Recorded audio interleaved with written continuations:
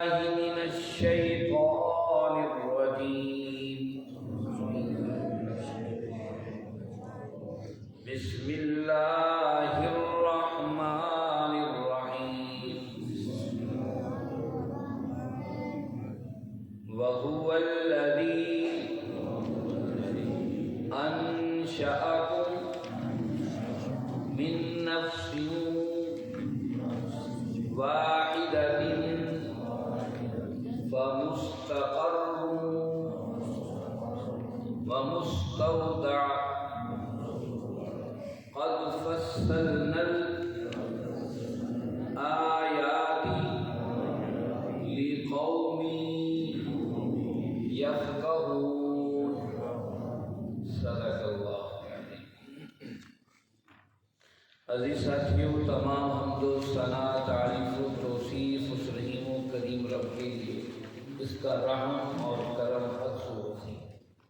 اس کا رحم اور کرم ہے ہم اس کے در پر آئے بیٹھے ہیں اور اس کی باتوں کو سن رہے ہیں اور اس کی باتوں سے استفادہ کر رہے ہیں، اس کے احکامات کے ساتھ اپنے آپ کو جوڑ رہے ہیں. اس کے بعد لاکھوں کروڑوں درود و سلام اس نبی مہرباں پر جنہوں نے اللہ رب العزت سے حق کو پا کر ہم تک حق پہنچانے کا حق ادا کیا. عزیز ساتھیوں، 7واں پارہ ہے، سورۃ الانعام ہے، اور سورۃ الانعام کی ہم نے 97 آیات پڑھ لی. گزشتہ آیات بینات میں ہم یہ پڑھ اور سن آئے کہ اللہ رب العزت نے ارشاد فرمایا کہ دیکھو یہ بیج کا اور اس سے پودے کا نکلنا اور گٹھلی سے نکلنا یہ کیا ہے؟ یہ اللہ کی نظام ہے. اور مردے کو زندہ سے نکالنا، زندہ کو مردہ سے نکالنا، یہ کون کرنے والا ہے؟ یہ سب اللہ کرنے والا ہے. اللہ کے علاوہ کوئی اور کرنے والا ہے تو بتاؤ. اور پھر دیکھو اللہ رب العزت نے بتایا کہ رات اندھیری چھا جاتی ہے اور پھر صبح کا اجالا رات کے اندھیرے کو پھاڑ کر نکل آتا ہے. اور سورج اور چاند کو ہم نے روشنی کے لیے تو بنایا ہی بنایا ہے، لیکن اس کے ساتھ ساتھ یہ آپ کے گنتی اور حساب و کتاب اور کیلنڈر کے حوالے سے بھی استعمال ہوتا ہے. ہم دیکھ لیتے ہیں شمسی کیلنڈر اور اسی طریقے سے قمری کیلنڈر کو دیکھتے ہیں. فرمایا ذالک تقدیر العزیز العلیم، یہ جس نے بنایا وہ زبردست نظام کو جاننے والا ہے. اور پھر اس نے ستاروں کو بنایا جس سے بھولے بھٹکے لوگ سمندروں کے اندر بھی اور خشکیوں کے اندر بھی اپنے راستوں کو تلاش کرتے ہیں. اللہ نے فرمایا یہ آیات ہم تفصیلاً تمہارے سامنے رکھ رہے ہیں تاکہ تم لوگ ان تمام معاملوں کو جانیں. ان آیات کے اندر اللہ رب العزت نے انسان کی باہر سے جو چیزیں انسان کو اللہ کی وحدانیت کی طرف متوجہ کرتی تھیں ان کی باتیں بتائیں. اس لیے فرمایا یہ قوم یعلمون، تاکہ قوم لوگ جان لیں. آئیے آج کی آیت میں اللہ رب العزت نے کیا ارشاد فرمایا. فرمایا اعوذ باللہ من الشیطان الرجیم وَهُوَ الَّذِي أَنشَأَ، اور وہی ہے جس نے تمہیں پیدا کیا من نفس واحدہ، ایک جان سے، فمستقر، پھر تمہیں مستقر دیا، ومستودع، پھر تمہیں مستودع دیا. قد فصلنا الآیات، اسی طریقے سے ہم اپنی آیات کو کھول کھول کر بیان کرتے ہیں. لِقَوْمٍ يَفْقَهُونَ، تاکہ لوگ سمجھیں. یہ آیت ویسے تو قرآن مجید کی ہر آیت اپنی اہمیت کی حامل ہے، لیکن یہاں اللہ رب العزت نے اپنے رب ہونے کی دلیل اور ایک واحد ہونے کی دلیل میں انسان کی ذات کو سامنے رکھا. پہلی ساری آیات دکھائیں. اصل میں یہ آپ کو یاد ہونا چاہیے کہ یہ 13واں سال تھا مکہ کے اندر جب یہ صورت نازل ہو رہی ہے. اسے پس منظر یاد رہے تو بات کو سمجھنے میں زیادہ آسانی رہتی. اور دوسری بات یہ تھی کہ وہ یہ بات کہہ رہے تھے کہ ہمیں معجزہ دکھاؤ، ہمارے سامنے سیڑھیوں پر چڑھ کر جاؤ اور آسمان سے کتاب لے آؤ، یا تمہارے ساتھ کوئی فرشتہ ہو جس کو دیکھ کر ہم ڈر جائیں اور ہم تمہاری باتیں ماننی شروع کر دیں، یا تمہارے ساتھ کوئی لاؤ لشکر ہو جو کہ ہٹو بچو، یہ محمد صلی اللہ علیہ وسلم آ رہے، راستہ چھوڑو. کوئی دولت کے انبار تمہارے پاس ہو اس کے جواب میں اللہ رب العزت نے آپ نے دیکھا مسلسل دائیں بائیں بکھری ہوئی نشانیاں بتائیں تو معجزات طلب کرتے ہو، دائیں بائیں دیکھو صحیح کھلی آنکھوں سے۔ یہ کائنات خود پکار رہی ہے، اس کائنات کا بنانے والا ایک تنہا واحد اور مالک اور خالق۔ اب یہ ساری دلائل کے بعد اب انسان کو اس آیت کے اندر اس کی اپنی ذات کی طرف متوجہ اللہ کر رہے ہیں۔ وَهُوَ الَّذِي أَنشَأَكُم، وہی ہے جس نے انشأکم تمہیں پیدا کیا۔ قرآن مجید نے پیدا ہونے کے لیے دو لفظ استعمال کیے، ایک کو خلق کہا جاتا ہے، خلق کا معنی پیدا کرنا ہے، اور انشا کا مطلب بھی پیدا کرنا ہے۔ میں نے آپ کو اکثر بتایا ہے قرآن مجید کے جو الفاظ ہیں یہ بڑی گہرائی لیے ہوئے ہیں۔ جب انسان اس کی گہرائی میں جاتا ہے اور سمندر سے گہرائی سے موتی نکال کے لاتا ہے تو انسان کی عقل حیران رہ جاتی ہے۔ خلق سے مراد یہ ہے کہ کوئی چیز موجود نہیں تھی اس کو پیدا کر لیا۔ اس لیے سائنسدان جو کچھ پیدا کرتے ہیں اسے تخلیق نہیں کہا جاتا، اسے ایجاد کہا جاتا ہے۔ ایجاد یہ چیز ہوتی ہے جو پہلے سے موجود ہو کائنات کے اندر، اس کی جستجو کر کے اس کو تلاش کر لیا جائے، ایجاد ہے۔ اس لیے کسی سائنسدان کو تخلیق کار نہیں کہا گیا، ایجاد یا سائنسدان کہا گیا۔ اللہ رب العزت نے عدم سے وجود میں لے کر آئے، اس لیے وہ خالق ہیں، اور خلق کا مطلب ہے جو چیز پہلے سے موجود نہ ہو اس کو پیدا کر کے لیے خلق ہے۔ انشاء کا مطلب بھی پیدا کرنا ہے، لیکن اس کے اندر ایک منفرد اور لطیف سا ایک عنصر پایا جاتا ہے۔ انشاء کہتے ہیں پیدا کرنے کے بعد اسے بھول نہیں جانا، بلکہ مسلسل اس کی پرورش اور نگہداشت کرنے کو انشاء کہا جاتا ہے۔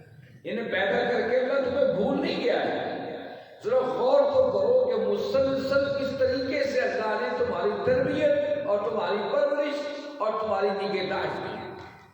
اب وہ کیسے ہے؟ اب ذرا کائنات پر غور کریں۔ ایک آپ کے گھروں میں بلیاں بھی ہوں گی، کسی گھر میں دیکھا ہوگا بلیوں نے بچے دیکھے ہیں۔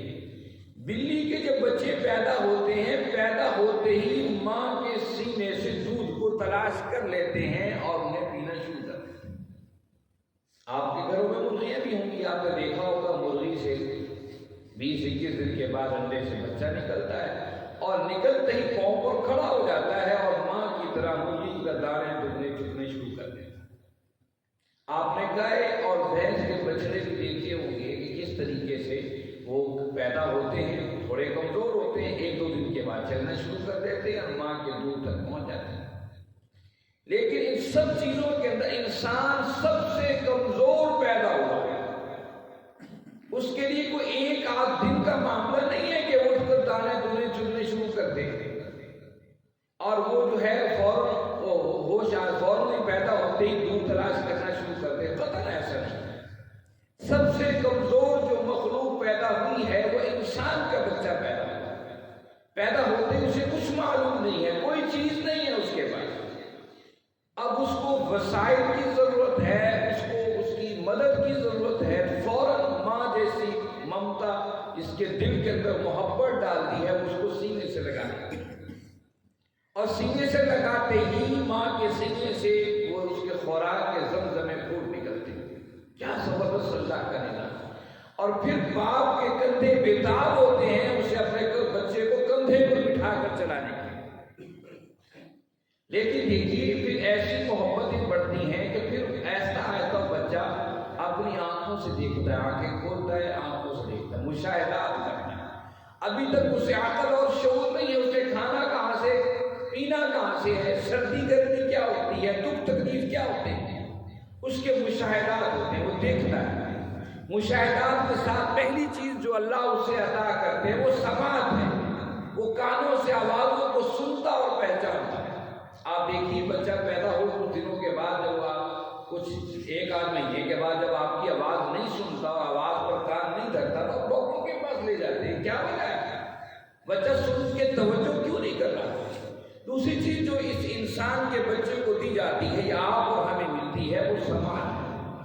اس کے بعد آہستہ آہستہ اس کے حواس، اس کو گرم اور ٹھنڈا لگنے کا احساس پیدا ہوتا چلا جاتا ہے، اور کس طریقے سے اللہ نے مرحلہ وار اس انسان کی تربیت کا نظام کیا ہے۔ اللہ تعالیٰ ہمارے دیکھو تو صحیح ہے پھر اسی طریقے سے جب بچہ بڑا ہوتا ہے تو اس کی ضروریات ہوتی ہیں، اسے شادی کرنی ہے اور باپ اور ماں اس کے رشتہ تلاش کرتے ہیں، پھر رشتے تلاش کرنے کے بعد ایک شادی کے اندر رشتے میں باندھ دیتے ہیں اور اس کے بعد پھر آگے کی نسل چلتی رہتی ہے۔ اللہ نے کہا وَهُوَ الَّذِي أَنشَأَكُمْ، اسے صرف پیدا ہی نہیں کیا ہے بلکہ مسلسل تمہاری نگہداشت جو اس نے کی ہے۔ جب اس کے پاس کوئی وسائل نہیں تھے تو اللہ کہتے بتاؤ جن کو تم دیوتا مانے بیٹھے ہو، جنہیں تمہیں رب کی جگہ پر لا کے بٹھا دیا ہے، جن کو تم رب کے مقابل پکار رہے ہو، کیا ان میں سے کسی نے یہ چیزیں دی ہیں؟ اب نفس واحدہ، تصور تو کرو ہم نے ساری کائنات کے اندر جو انسانیت پھیلی ہوئی ہے اس کی پیدائش نفس واحد آدم علیہ السلام سے کی، اور آج دنیا کے معلوم جو علم اور شعور آگاہی رکھتے ہیں انسان، چاہے وہ تورات کے ماننے والے، انجیل کے ماننے والے، دیگر مذاہب کے، وہ جانتے ہیں کہ اس پوری تخلیق کی بنیاد آدم ہی تھی۔ من نفس واحد، تصور تو کرو ایک فرد سے پیدا ہوئے، اور آج جب کہ میں اور آپ اس مسجد صدیق اکبر کے اندر بیٹھ کر رب کے قرآن کو سن رہے ہیں، آپ یہ جان چکے ہیں کہ دنیا کی آبادی 8 ارب سے بھی بڑھ چکی ہے، 8 ارب سے بھی دنیا بڑھ چکی ہے، اور دنیا کے بڑے تھنک ٹینک پریشان ہیں کہ 8 ارب بڑھ گئی ہے تو سالوں کے بعد 10 ارب ہو جائے گی، انسان کے وسائل کہاں ہوں گے، یہ کہاں سے کھائے گا اور پیے گا؟ کیا زبردست نظام ہے کہ اللہ رب العزت سب کے رزق اور نظام کے انتظام اس زمین کے اندر اور دائیں بائیں اس کے بکھیر دیے۔ اللہ نے فرمایا ایک جان سے اس کو پیدا کیا، اور پھر دیکھیے سورج کی گرمی اسی انسان کے لیے ہے، چاند کی ٹھنڈک اسی انسان کے لیے، پیدا ہوتے ہی اسے آکسیجن، چاہے وہ کمرے کے بند کمرے کے اندر ہو، آکسیجن اسے ڈھونڈ لیتی ہے، اس تک پہنچ جاتی ہے، اور یہ کاربن ڈائی آکسائڈ اور یہ ساری گیسیں کیا ہیں، یہ انسان کے ساتھ مسلسل چل رہی ہیں اور اکثر تعاون کرتی چلی جا رہی ہے۔ من نفس واحد، لیکن اس کی بنیاد ایک ہے، اور آپ کے علم میں یہ بھی ہونا چاہیے کہ 8 ارب دنیا کی آبادی 8 ارب سے بڑھ چکی ہے، اور ہر چوتھا فرد مسلمان ہے۔ اس کائنات کے اندر جو انسان پھیلے ہوئے ہیں یہ بھی تحقیق کر لی ہے، اور مزے کی بات یہ ہے کہ تحقیق مسلمانوں نے نہیں کی ہے، مسلمان اپنی دولت اور اقتدار اور حکومت اور ساری چکروں میں اور مادیت کے پیچھے دوڑ لگائے بیٹھے ہیں، اور یہ بھی کاؤنٹنگ ہمیں یورپ اور مغرب نے بتائی ہے کہ اس وقت دنیا کا ہر چوتھا فرد مسلمان ہے، اور اتنا خوف زدہ کر دینے والی بات ہے مغرب اور یورپ کو کہ ہر چوتھا فرد اگر مسلمان ہے تو سالوں کے بعد ہر تیسرا یا دوسرا فرد، اور پھر پوری دنیا ہی مسلمان نہ ہو جائے۔ اس مسلمان کی نسل کشی، اس کو ختم کرنے کی کوشش کی جا رہی ہے، اور آپ کے سامنے بات آ گئی کہ شام کا بشار الاسد وہاں کا حکمران بھاگ نکلا اور روس کے اندر جا کے اس نے پناہ لے لی ہے، اور احادیث کے اندر جو شام ہے اس کے بارے میں آتا ہے کہ متعدد اقوام کا جھگڑے کا مرکز بنے گا، اور یہ بڑی عجیب بات ہے کہ تیزی کے ساتھ دنیا کی عالمی طاقتیں وہاں پر اپنی طاقت و قوت کو جمانا چاہتی ہیں، یہاں تک اسرائیل جو فلسطین کے اندر ہے مسلمانوں کو مار رہا تھا، اس نے اس کے شام کے کچھ حصے گولان کی پہاڑیوں پر اس کا قبضہ ہے، اب گولان کے پہاڑیوں سے نکل کر وہ شام کے اندر اسرائیل داخل ہو گیا ہے، اور وہ کہہ رہا ہے کہ میں بہت بڑا چیمپئن ہوں اور میں اس لیے شام میں داخل ہوا ہوں، کہیں باغی بشار الاسد کے گولہ بارود پر قبضہ کر کر ہمارے خلاف نہ اٹھ کھڑے ہوں، میں صرف اس کو بچانا چاہتا ہوں اور جو ہے اسے باغیوں سے محفوظ کرنا چاہتا ہوں۔ اور دوسری طرف کسی کو کوئی شک و شبہ نہیں ہے باغیوں کو کچھ پر یہ امریکہ کی طاقتیں ہیں اور اس کے مخالف روس کی طاقتیں ہیں، اور شام کو فرش پوائنٹ بنا دیا گیا ہے، اور احادیث کے اندر جو تبدیلی دنیا بھر کے اندر تبدیلی کا نظام ہے، عجیب اتفاق ہے، وہ مرکز شام ہی ہے، اور آہستہ آہستہ لگتا ہے کہ آپ اور ہم اسی تبدیلی کا رخ اختیار کر رہے ہیں جو آقا کریم صلی اللہ علیہ وسلم نے آج سے 1400 سال پہلے اس امت کو باخبر کر دیا ہے۔ بہرحال میں نفس واحدہ، ایک نفس سے انسان کو پیدا کیا، اور 8 ارب میں پھیلے ہوئے انسان ہیں، یہ کہاں سے آ گئے؟ فَمُسْتَقَرْ وَمُسْتَوْدَى، ہم نے پھر اسے مستقر بھی دیا اور مستودع بھی دیا۔ یہ بڑی سمجھنی کہ مستقر کیا ہے اور مستودع کیا ہے۔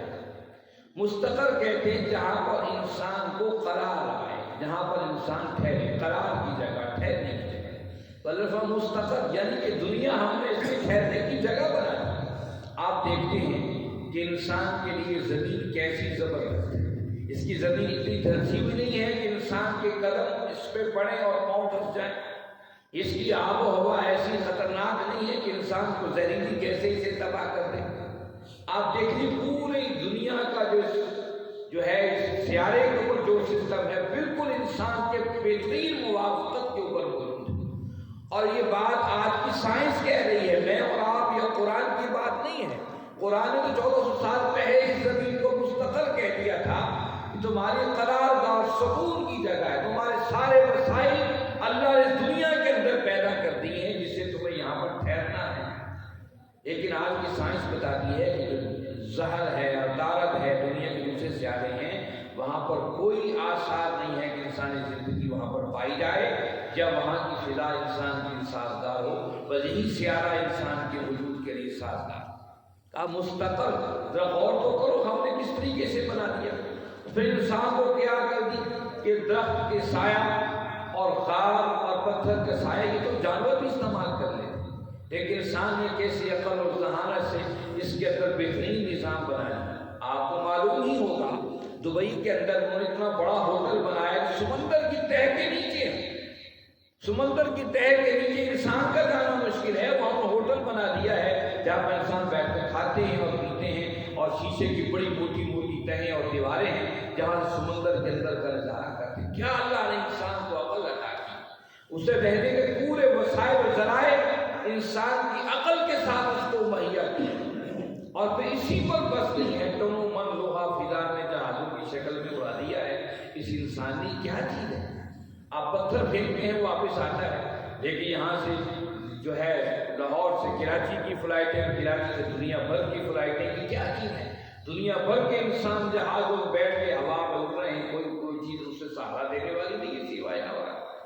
یہ موبائل کیا ہے کہ لہروں کے ذریعے آپ کے ہاتھوں میں پوری دنیا کو مقید کر دیا۔ مستقب، ہم نے انسان کو پھر قرار رہنے کی جگہ اور ٹھکانہ اس سے عطا کیا۔ یہ اللہ کی نعمتیں نہیں ہیں، یہ تمہیں بتاتی نہیں ہے اس کائنات کا نظام ایک بنانے والا۔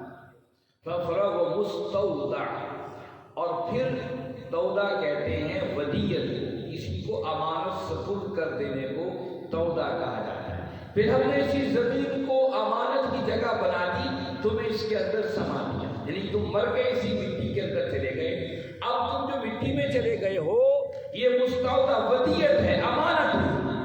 ہم نے امانت اسی زمین کے حوالے تمہیں کر دیا، اور جب ہم پکاریں گے امانت مانگیں گے، زمین اٹھا کر آپ اور ہمیں نکال کر رب کی بارگاہ میں لے جائے۔ انسان سوچتا ہے، یہ اس وقت بھی سوچ موجود تھی کہ لاکھوں انسان، کروڑوں اور کوئی انسان دنیا میں بستے ہیں، کوئی تو کیسے اللہ سب کسی کو بھول بھی سکتا ہے، اللہ بھول بھی سکتے ہیں۔ قربان جائیے آپ، آج ہم جس زمین پر بیٹھے ہوئے جس دنیا میں رہتے ہیں، اگر اللہ بھول جاتا کسی کی روح کو قبض کرنا تو ہو سکتا ہے کوئی بندہ بھولے سے 200 سال 500 سال کی زندگی گزارے بیٹھا ہو۔ اور آج دنیا کے اندر جتنے جدید وسائل موجود ہیں ایسا بندہ چھپنا ہی مشکل ہے، لیکن اللہ کا نظام دیکھیے کہ اللہ رب العزت نے بتایا کہ میں ہر انسان کو جانتا ہوں جو دنیا کے اندر آیا ہے، پھر دنیا کے اندر اسے مر جانا ہے اور قبر کے اندر چلے جانا ہے۔ یہ رب کے جاننے کی علامت ہے کہ پوری دنیا کے اندر کوئی بھی شخص ایسا نہیں ہے، اربوں انسانوں میں بھول سکتا ہے کہ جس کی روح نہ نکالی گئی ہو، لیکن ہر 100 سال کے بعد اللہ کے نبی صلی اللہ علیہ وسلم نے ارشاد فرمایا کہ وہ اگلی نسل ختم اور نئی نسل اس کی جگہ سنبھال لیتی ہے اور آیا ہے۔ اللہ رب العزت اس کے ساتھ ایک اور بات اہمیت کے حامل انسان کو بتائیے، دیکھو پوری دنیا میں انسان رنگوں کی شکل میں، کوئی کالا ہے، کوئی سرخ ہے، کوئی سیاہ ہے، مختلف رنگوں میں انسان پھیلا ہوا ہے۔